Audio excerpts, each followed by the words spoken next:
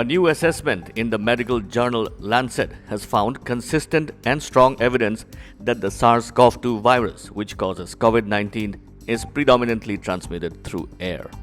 Public health measures that fail to treat the virus as predominantly airborne leave people unprotected and allow the virus to spread, according to 6 experts from the United Kingdom, United States, and Canada.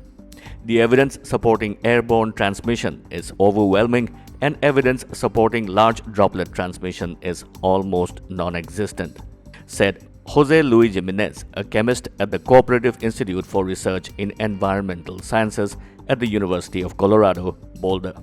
It is urgent that the World Health Organization and other public health agencies adapt their description of transmission to the scientific evidence so that focus of mitigation is put on reducing airborne transmission.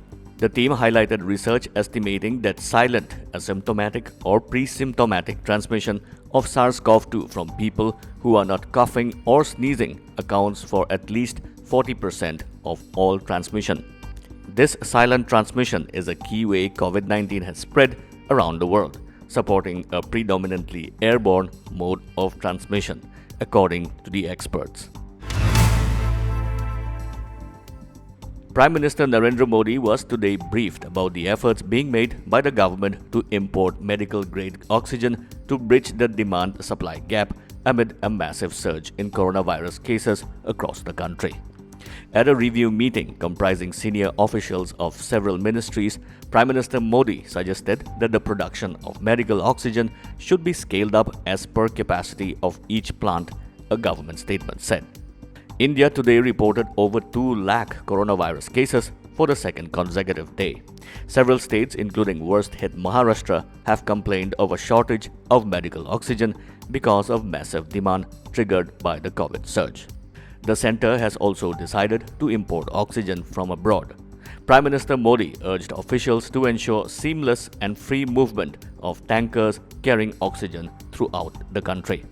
The Prime Minister's review comes a day after the centre identified 12 states – Maharashtra, Madhya Pradesh, Gujarat, Uttar Pradesh, Delhi, Chhattisgarh, Karnataka, Kerala, Tamil Nadu, Punjab, Haryana and Rajasthan – as those having very high COVID burden.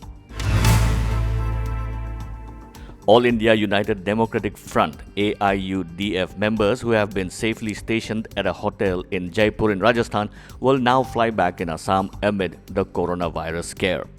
According to reports, around 17 candidates from the AIUDF party had been shifted to the Fairmont Hotel in Jaipur and were expected to be in Jaipur till around May 2nd, when the Assam Assembly results are scheduled to be declared. Meanwhile, expenses of their stay in Jaipur were solely borne by the Congress party.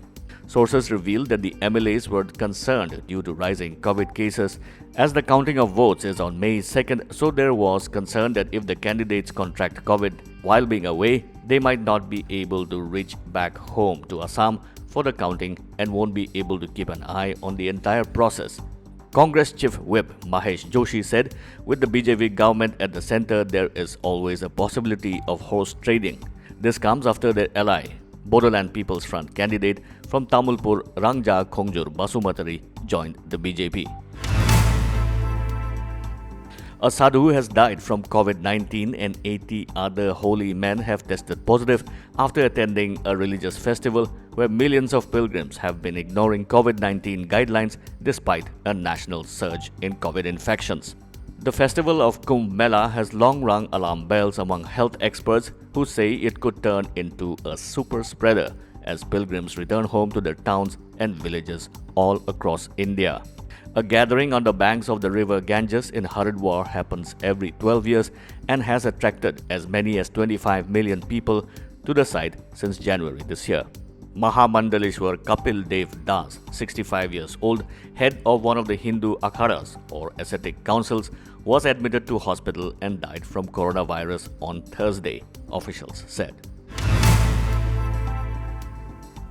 The ICSE board exams for classes 10 and 12 have been deferred amid the surge in COVID-19 cases across the country. The Council for the Indian School Certificate Examinations, which conducts the ICSE test, in a statement said the new dates will be announced in the first week of June.